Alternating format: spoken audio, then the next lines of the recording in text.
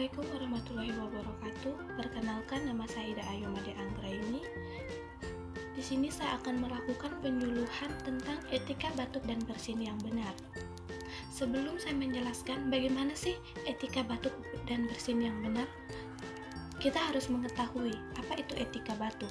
Etika batuk itu adalah tata cara kita melakukan batuk yang baik dan benar agar tidak terjadi penularan virus melalui udara kepada orang lain. Batuk ini bukanlah suatu penyakit, melainkan mekanisme pertahanan tubuh terhadap iritasi tenggorokan.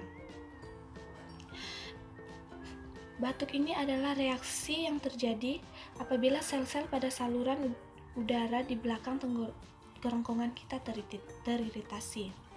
Adapun penyebab dari batuk ini infeksi, alergi, masuknya benda asing seperti makanan, debu, udara ke dalam saluran pernafasan kita. Kemudian mengalirnya cairan hidung ke arah tenggorokan dan masuk ke saluran pernafasan, itu contohnya itu seperti batuk dan pilek.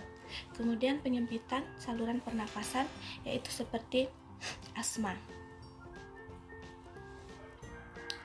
Kita sering mengabaikan etika batuk, kemudian melakukan kebiasaan batuk yang salah itu seperti kita tidak menutup mulut saat kita batuk, kemudian kita tidak mencuci tangan setelah kita menutup mulut, kemudian kita membuang ludah di sembarang tempat, kemudian tidak menggunakan masker pada saat kita batuk maupun bersin.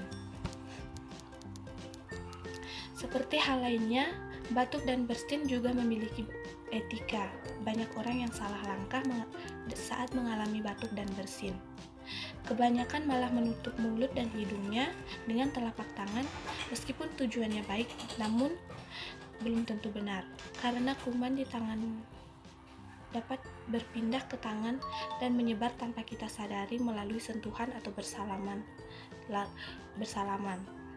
Kemudian, bagaimana sih etika batuk yang benar? Begini, pertama, kita harus menutup mulut kita dengan menggunakan tisu maupun lengan baju kita. Kemudian setelah itu kita membuang tisu ke dalam tempat sampah.